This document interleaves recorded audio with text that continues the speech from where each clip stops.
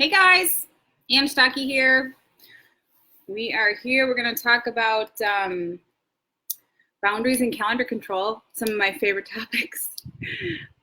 If you're here, welcome. If you are not here yet, we're officially going to start at 1 o'clock. So right now I'm just trying on a couple glasses that I got because last week my friend Jenny told me that I really needed to get some different cheaters because she said the ones I had were sort of interrupting my my eyes. So we're gonna try these and see how we do. Oh my gosh, I feel like a librarian. Okay, but they help me see, so that's sort of key. Whew. Okay, so hi there everybody, it's 1 o'clock. I'll just get started. I'll be right on time, just like a teacher. Today's Lunch and Learn is all about boundaries and calendar control, and the one document that I like you guys all to have if you're going to come to these and really like get something out of it is called the Entrepreneurial Wheel of Work, and I'm going to show you what it looks like. It looks kind of like this. Oh, the lighting is not awesome there. Here we go. Hold on, I might have to shut a window. Oh, there we go. So this is called the Entrepreneurial Wheel of Work. And this is mine. This is me kind of assessing my business. And this is a super helpful tool. It's about 8 pages long, and it probably takes you, I don't know, maybe an hour to go through and just kind of assess each part of your business and kind of take the temperature, see where you're at. And when you see where you're at, you can actually figure out where you want to go. So then you can figure out what your priorities are and which steps you need to take to move forward with them. So I highly recommend, this is like the work of my life. This document is pretty much the work of my life. So it's a really good one. I promise it's a really good one, and it is definitely helpful for clients, okay? Or even just you, even if you're not a client and you're just coming to this. Get the wheel of work done. It's going to help you figure out next steps in your business, okay? All right, so that little info piece is done. Okay, so I labeled today's coaching, Coaching 101, because we're going to talk about foundational elements in a life or a business. If you want to have a really good life, there's some foundations you need to have built and solidified and really figured out. And if you're going to have a really successful business, the same is true. You need to have a foundation, and part of that foundation, boundaries, and a really solid calendar that makes sense and serves you well. Okay, so that's what we're going to talk about today, and I think you're going to leave with really good information. My goal is for, in 30 minutes, you guys to leave with multiple things that you can think about, work on, focus on, and things that really make sense for my sweet, ever-loving entrepreneurs. Okay, so let's scoot that over there. If you're here, I'm sort of curious if Facebook Live is going to let me see your comments. So will somebody make a comment so I can see it? Last week, all these people were making comments and I couldn't even see it. Let's just see. I wonder if I have to go on some other thing. I'm going to write a comment and see if you guys can see it. Hey there, exclamation. I don't know. I don't know if I can get them. I get your hearts. I get all the hearts and all the love. Yay, hearts and love. But I don't get the comments. So, okay, that's all right. I'm going to just go through. Okay, so setting the foundation for a great business or a great life requires some work on your calendar, and it requires some work on your boundaries, okay? So there's 4 kinds of boundaries. There's emotional boundaries, there's physical, there's mental, and there's spiritual. Today we're just going to talk about some physical, maybe some mental, and then emotional. Emotional boundaries are when you take on other people's feelings and make them your own, as opposed to saying, hey, those are their feelings and these are my feelings and I don't have to feel the way they feel. And so emotional, that's not really something we will probably talk about very often.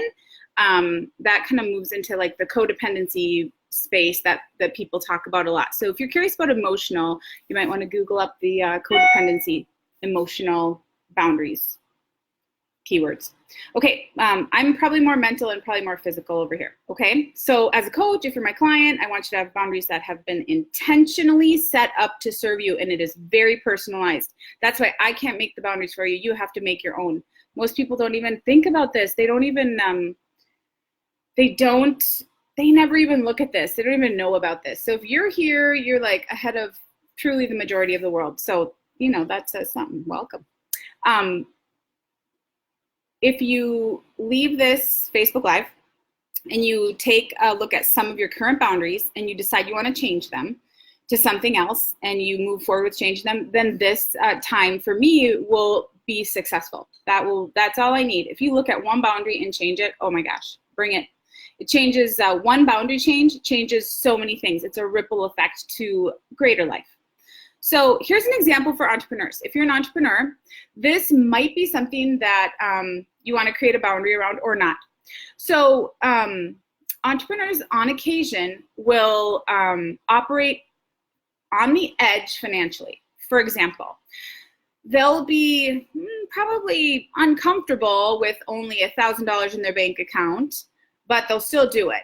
Or they'll be uncomfortable that they don't really have like the savings they thought they were going to have, but they'll still do it. So on the edge financially often creates a little bit of stress for entrepreneurs. And you can start to create boundaries around finance if you are an entrepreneur. An example would be, let's see, let me think of a good boundary. Oh, I'll say that I have a boundary in one of my checking accounts that it will never go under $3,000. Like it's always going to be at $3,000. And any movement that occurs needs to be above the $3,000 line. That just makes me comfortable. It feels good. It feels like a good, intelligent boundary. If my account goes under that, I'm kind of like, whoa, what is going on? There's kind of an alert that happens. I know that a boundary's been crossed. So that's something for you guys to think about. Is there somewhere in your financial, entrepreneurial life that you want to maybe strengthen some of the boundaries? Okay, let's do the next one. This is around like entrepreneurial behavior, okay?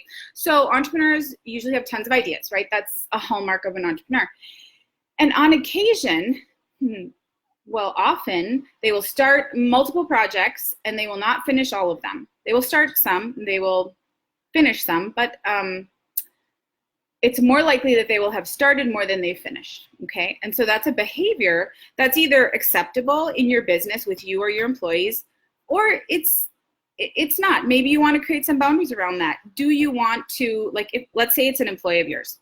An employee starts a project, so excited about it, gets it 70%. Oh my gosh, it's so amazing. It's all happening, it's going, and then they abandon the project because they're kind of bored. You know, creatives, they get kind of bored. Is that okay with you? And do you have somebody to pick up the pieces for that other 30%? Or do you have a different expectation? Do you have a different boundary that you want to create in your business for employees who want to start projects? Another one is, if it's you, what kind of boundaries do you want to create for yourself around taking on projects? Do you want to have a spongy boundary? Do you want to have a really rigid and firm boundary? Do you want to have a boundary that has big holes in it? Like, what kind of boundary do you want? So you kind of have to decide what's going to work best for you. And there's all different kinds of boundaries for all different kinds of situations. Okay, here's another example. And this is more personal, okay? So think about your personal circle of friends, who you spend time with, okay? I'm curious how they've been cultivated. Is it that the friends that you currently spend time with, you just kind of got what you got? They're just the people who happen to be around or happen to live in your neighborhood or happen to be your neighbor. And maybe you're not a big fan, but they're just kind of there and they're easy. Or you could start to think, maybe I want to be surrounded by people who really like feed me, people who lift me up, help me get to the next level, help me be the best version of myself. And if that's the case, then you would need to create some boundaries around how you're spending time and who you're spending time with. And who's it okay to spend time with? Who might you kind of start to slowly move away from? So there's a lot of boundaries that can be created beautifully within your group of friends or within the people that are surrounding you, so that you feel really good about your relationships and all the moments that you're spending with your connections and your friends. Okay. Let's see. Oh, this is really a good one. You probably will all say yes. Boundaries online. I think we shouldn't really beat ourselves up around, okay, we follow these people on Instagram, we follow these people on Facebook, and some of them bring us great joy. Some of them, oh, it feels so good. They get you, they give you stuff that you love.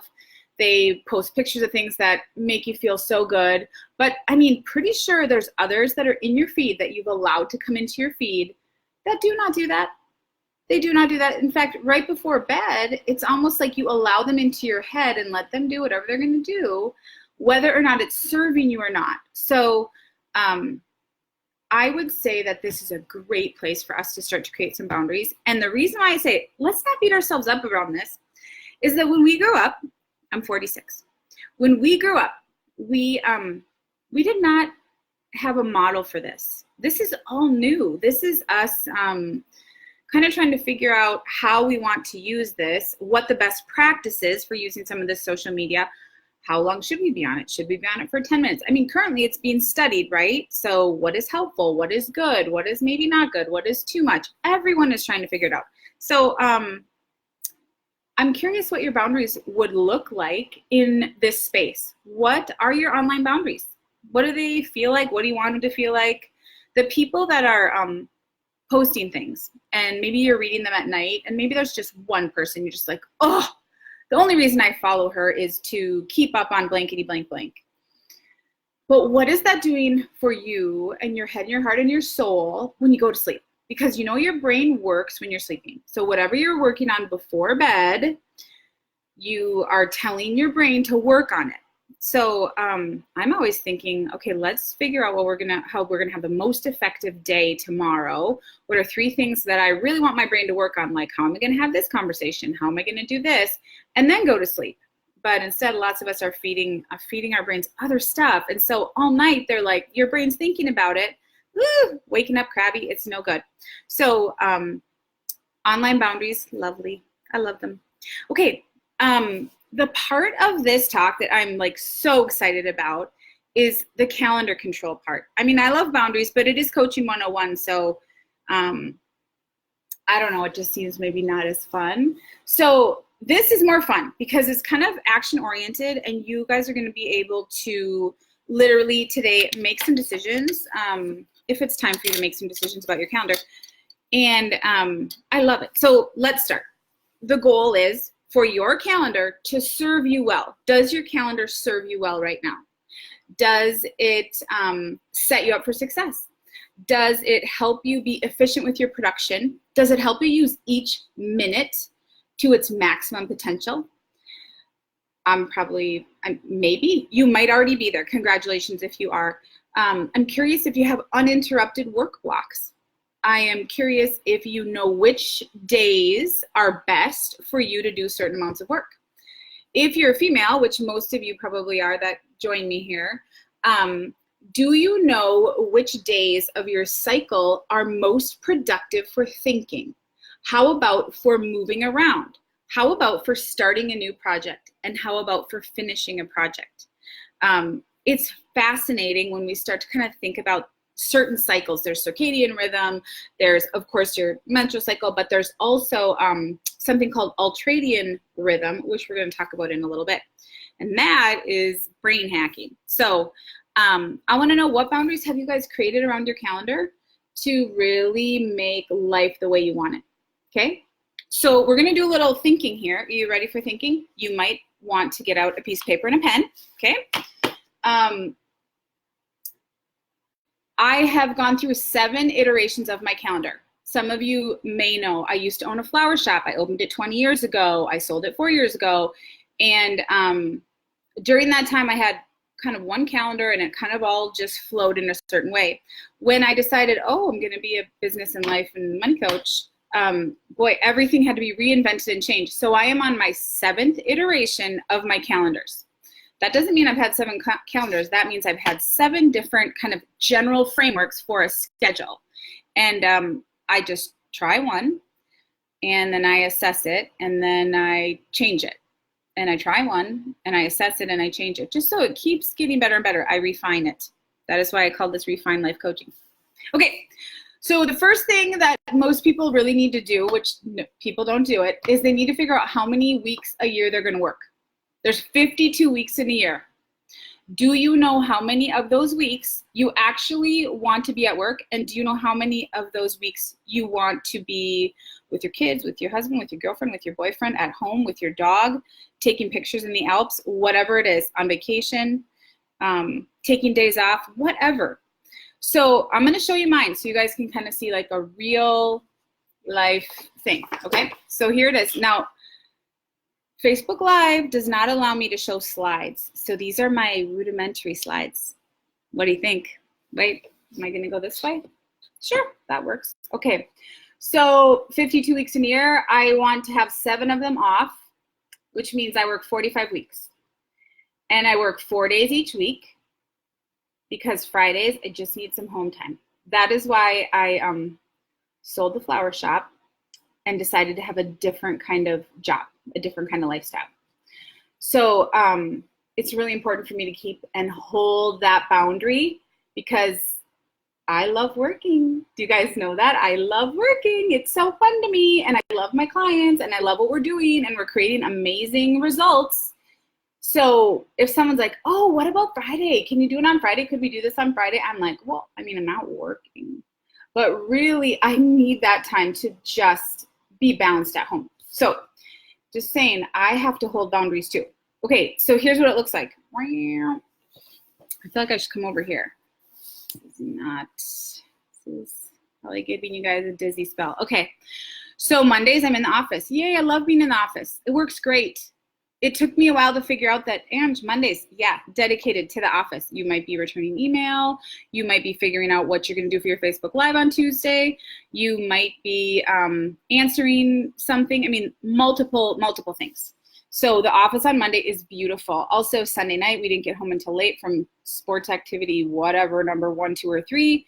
I can wake up early Monday morning and be like, okay, giddy up, let's go. I love Monday. Oh my gosh, I love Monday. And when people say they hate Monday, I'm like, oh my gosh, we need to do coaching. If you hate Monday, oh my gosh, we have got to talk. So just FYI, I love Monday. Giddy up. I've done a bunch of work so that I love Monday too, you know. Okay, next one. Tuesday, online courses. So I work on the courses that I'll be offering, and I work on this membership site that's going to be launching in September. And I have online meetings. Like if somebody wants to coach, sometimes they'll meet with me on Zoom just to find out like, what is this coaching thing all about? So sometimes on Tuesdays I have those meetings. If somebody from out of town wants to meet me on the computer and have a coaching session, I can do that on Tuesday for sure. I have somebody in Canada. I have somebody in New York. I have somebody in Australia. So those are people I'll talk to. Anyway, that is neither here nor there, but just know that it has taken a long time to figure out that this is what I need. 7th iteration. Okay, Wednesday and Thursday, I coach one-on-one. So I usually go to the coffee shop. There's a little place called Dovetail. I go there a lot. I kind of live there. They're probably like, she's here again. Okay, and then Friday is for home and self. And I actually have to schedule in home and self because I'm so tempted, like my default is to work. So home and self on Friday, I have to say, okay, I'm going to get a massage. I am going to get a manicure. I'm going to do something. I am going to do XYZ to my house. So again, that is how I hold the boundary. I get something planned. Okay. So there's an example of somebody who figured out they want to work 45 weeks a year, 4 days each week. And that's what it looks like. And right now, I'm going to be honest, it's beautiful. It is a beautiful schedule, and I love it. So thank goodness. And I feel blessed that I'm able to do it. Okay, so you might be like, dear Lord, what is she doing during those 7 weeks? That is tons of time off. Well, if we lived in Europe, it's not tons of time off. It's just normal life. But first, before we go on to the next thing, figure out, hey guys, how many weeks do you really want to work during the year? I don't know if you guys can post it, but I'm curious. If you can post in that little comment section, will you say, or maybe you can only show me the hearts. Can you, well, what's interesting is on Facebook Live, what happens later is when I go watch it, there's all these people who've made these comments, so I can't see them. So, okay, my VA, Jamie. Jamie, when you and I review this, let's figure out how to figure that out. Okay, going back to the Facebook Live. So here's what happens every week. Oh, look at all the smiley faces. Okay, that's great. Yay, thank you. Here's what happens during these happy weeks.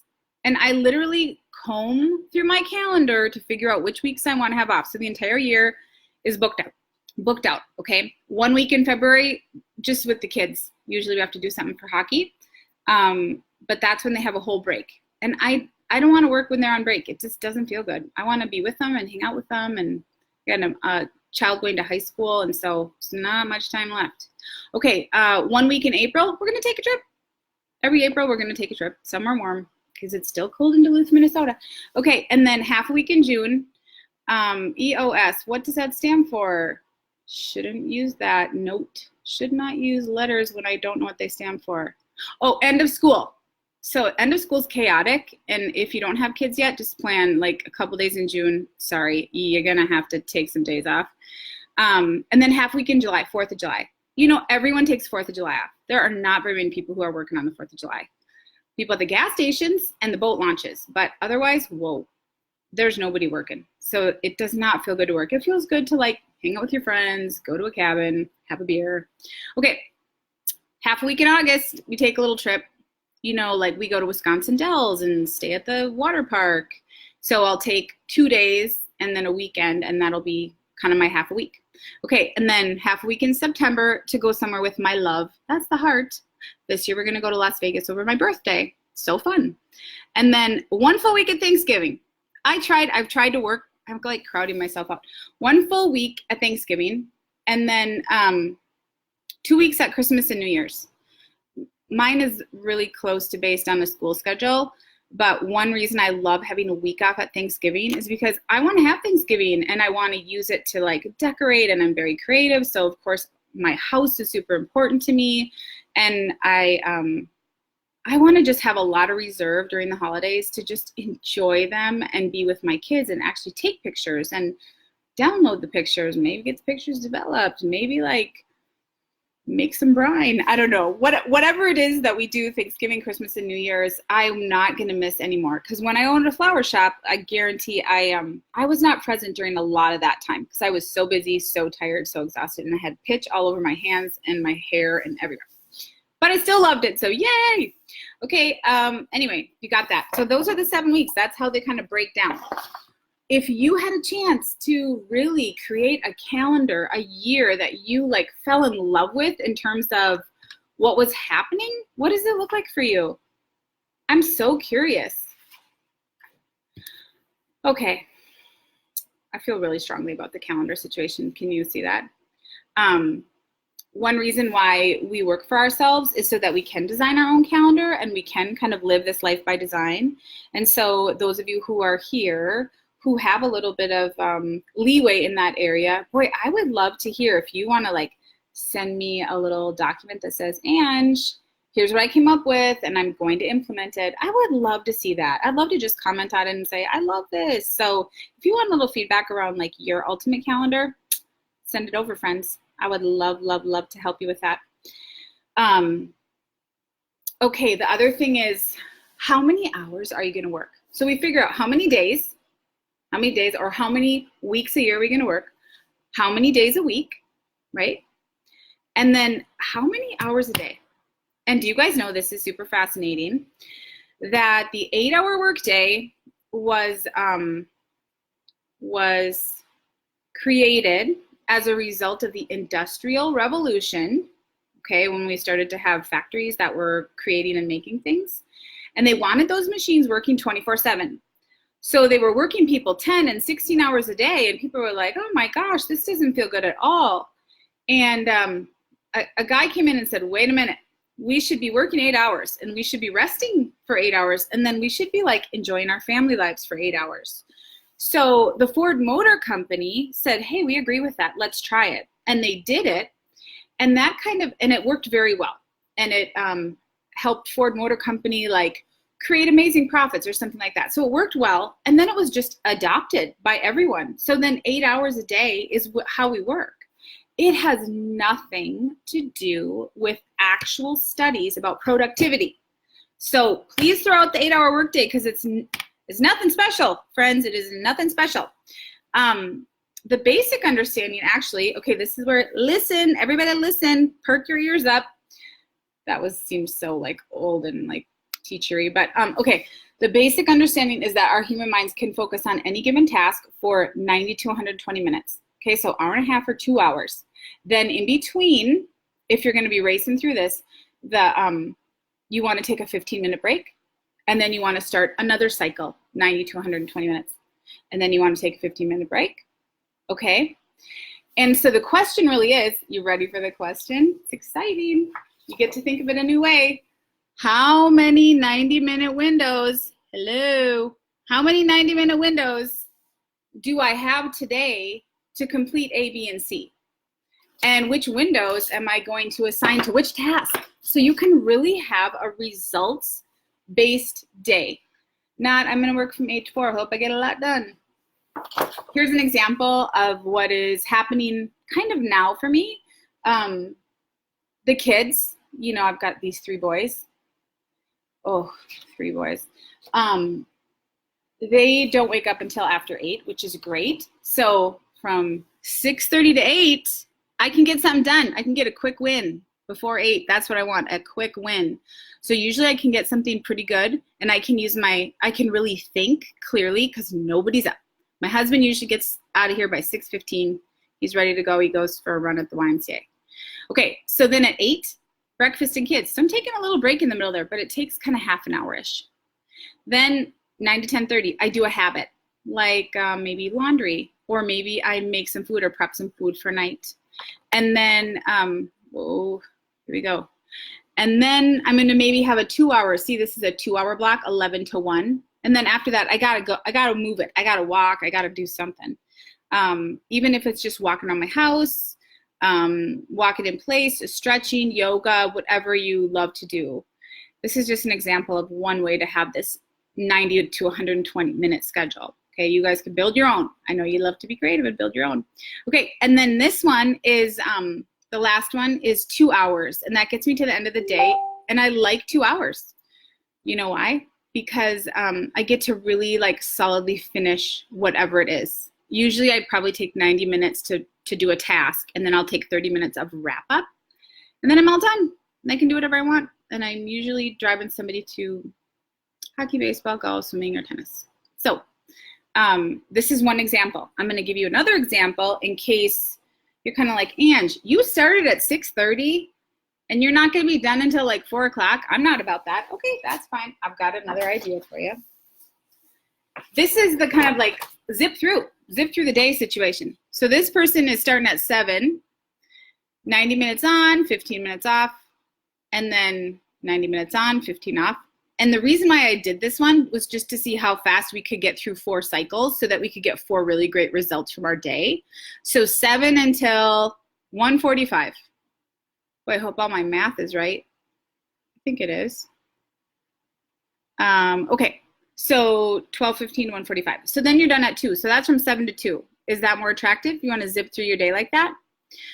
So in some of my reading, they say, oh, take a 20 to 30 minute break in between. And then in one of the videos that I watched, it said, take no more than a 15-minute break. So if you are trying to power through the day and just focus and get work done, this 7-hour workday is lovely. That's for 3 big tasks. Or you could change it to a 3-session workday. You could be done at 12. Look, 7 to 12. Both attractive. I'm curious what you guys think about this. This is new learning. Is this new learning for you? Give me like a yes or a heart or a something if this is brand new learning for you.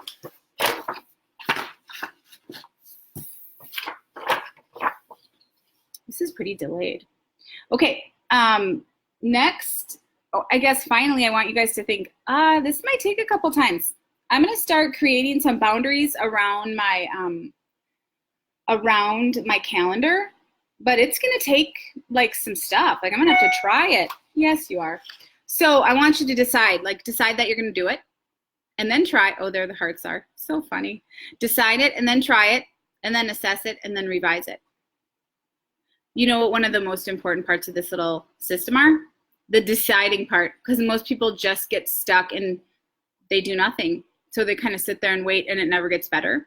So if you really are thinking, hey, I have got to tighten up my calendar. I need to be more efficient. I would like to get more done and I'd like to have more time to be with A, B, C, D, or E person. Just make a decision, try it. Not gonna hurt you, doesn't cost you anything. Now, the last part that I want to talk about is really awesome, and there's a little freebie that goes with this. So I think that you guys will be excited about it, and it's yeses and nos. Because one part of calendar control is being able to know what your yeses are and what your nos are. Like, I am not doing that. Even if so-and-so asks me, I'm not gonna do it. So I believe we have seasons of yeses and nos, okay? And right now for me, I'm kind of in a building phase. I am building a list of people or a group of people that at some point will be part of a membership group, and then I'll be running a membership group, and I'm building some courses. So I'm really in building mode. It's not like I went to medical school and now I'm a doctor and I go to my shift and then I come home and the preparation is all completed and done in terms of like the way work will happen for me. So I'm in a season of building. I wonder what season you're in.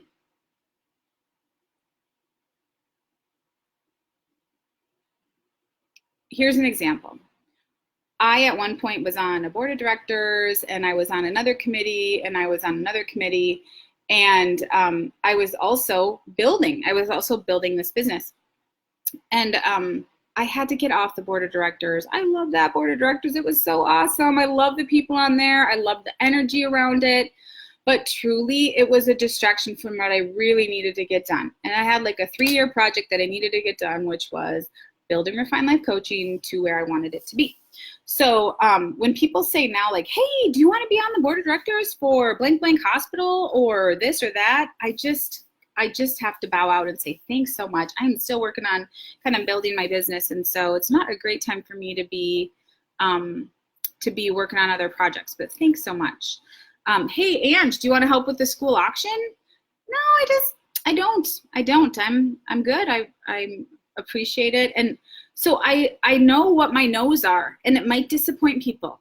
They might be like, isn't she like a coach and she doesn't really hardly work? So some people might not like it, and that's okay. I kind of just need to do what's best for my family right now, like me and my family. Another example, you might be able to really resonate with this is my mom calls and she wants me to come and look at like some bricks or some color or some sort of stone or something for her new patio. And she wants me to come over at noon on Thursday. And I mean, that sounds great. Like, of course, you're going to go help your mom. You love your mom. I'm kind of the creative one in the family, so she relies on me for that. And I'm like, Thursday, I work. I'm a coach, and I have clients, and I meet with them and talk to them, and they pay me money. So I can't, but I can do it on blank. So the boundary there is, of course, I'm going to do it for my mom. I can't do it within her timeline, but I could do it within my timeline. So when can we figure out how to kind of create a win-win out of this? How about this one? Ladies' lunch on Wednesday. Can you come to ladies' lunch?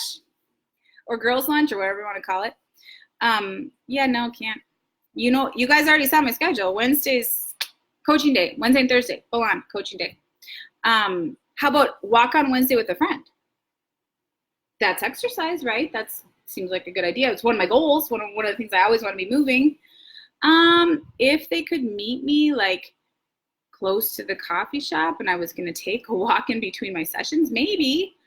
But probably no. Friends, they get shuffled.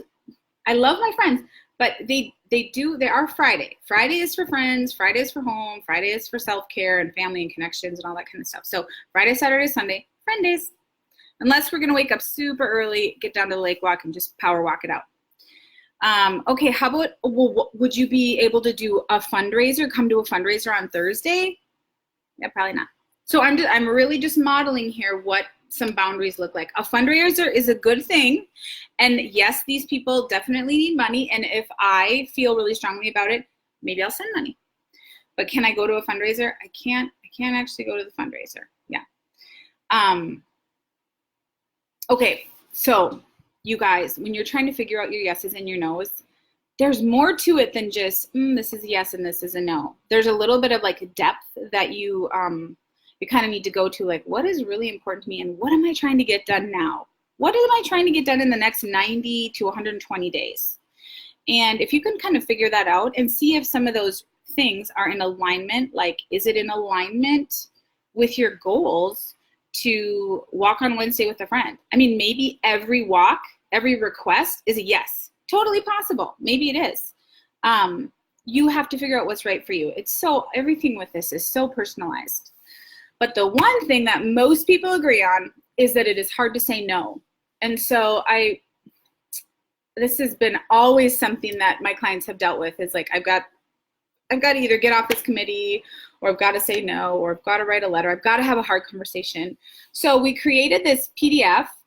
Well, we as me, myself, and I, called 10 Ways to Kindly Decline. And so I'm going to put it in the comments, and maybe, I hope you guys can get it.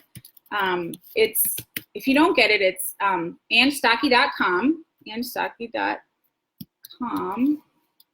/kindly, DECLINE, kindly decline. Okay, let's see if that went in there. I think that oh, so funny, that's how it works. I'm getting better at this, everybody. Okay, yep, there it is.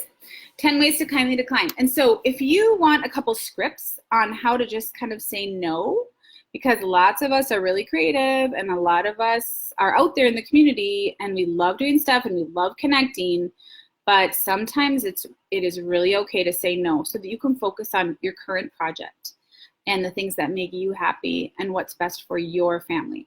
A lot of people need permission or feel the need to get permission to start saying no, and usually that requires getting a little bit clearer about what you guys want and what would make your life amazing. So today we talked about boundaries, we talked about calendar control, and then we kind of finished up here with just yeses and nos, which is also part of calendar control. So if you guys have any questions about this, I would love if you text me or call me or whatever, email me, anything you like. If you do need help saying no, you can download this little document, 10 Ways to Kindly Decline. And just know that every Tuesday we're going to meet here at 1 o'clock and we're going to talk about all the things that really affect people who have their own business. And you know, I market to creative entrepreneurs because I love creatives, but I also love entrepreneurs, period. And so if you're an entrepreneur, I want you to feel totally welcome to be here. I do work with lots of emails and a lot of creatives and a lot of small businesses. So I'm glad you're here, and enjoy the rest of the day, you guys. We went 38 minutes. I meant to go 30. Sorry. I'll try next time a little harder. Okay, enjoy the day. I'm leaving. Bye.